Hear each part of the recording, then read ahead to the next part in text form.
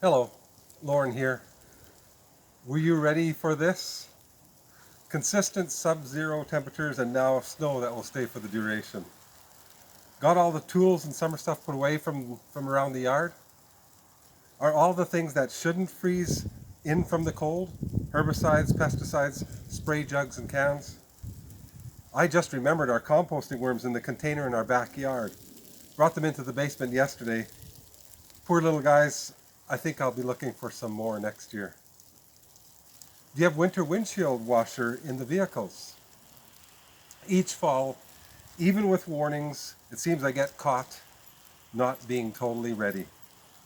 Thankfully, most of the tasks that I forgot to do or put off doing are of not too serious consequence. And I'll just try and get it right next year. There, that's better. In December of 2018, my mother passed away. She was ready and waiting, still enjoying things about this life, but looking forward to the transition to life in the heavenly plane with her Savior Jesus. She passed away peacefully at the age of 93. The next summer, when family and friends gathered to commit Mom's ashes to the earth, I went to the burial site to look things over and found a very interesting sign, a sign in more ways than one. Over the soil, or the hole that was prepared for the committal, was a sheet of metal to protect things in case of rain. It was a traffic sign turned with the writing facing down. I turned it over as I was checking and found out it was a no U-turn sign. Now, how appropriate is that in a cemetery? I know I take the risk of offending some, recognizing that sometimes death comes in a very difficult, possibly heart-wrenching circumstance. But death is a fact of life. We have to be ready to stand before our Creator. There is no U-turn. You could say it's a harsh reality. Well, it can be harsh, and it is a reality. The whole COVID-19 and the health, government, and societal response has been interesting. One thing it has done is arouse thoughts and conversations around where this world is headed, specifically end times, when the God of all creation will say, okay, mankind, you want to crack at doing this? Go ahead, and I'll be back in a while to clean things up. There's a term called second coming type used in the newspaper trade. It refers to the front or the font used for the headline of exceptional news articles.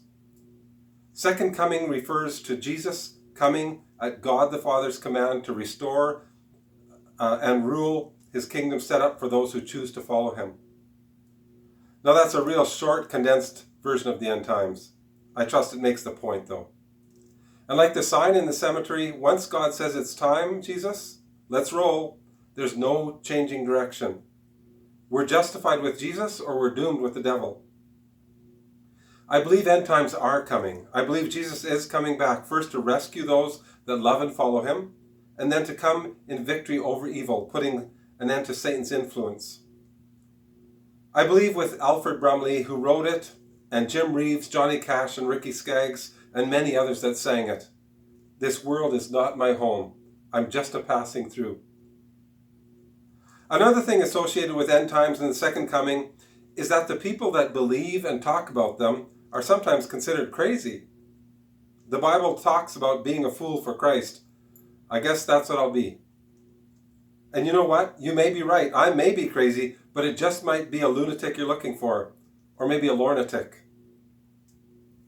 Someone crazy enough to tell you the truth that will change your life. Come on. I know you've taken a chance on wilder sounding propositions. Psalm 34 verse 8 says, taste and see that the Lord is good. Oh, the joys of those who take refuge in him. Choose life. Choose Jesus. And I'll see you again next time.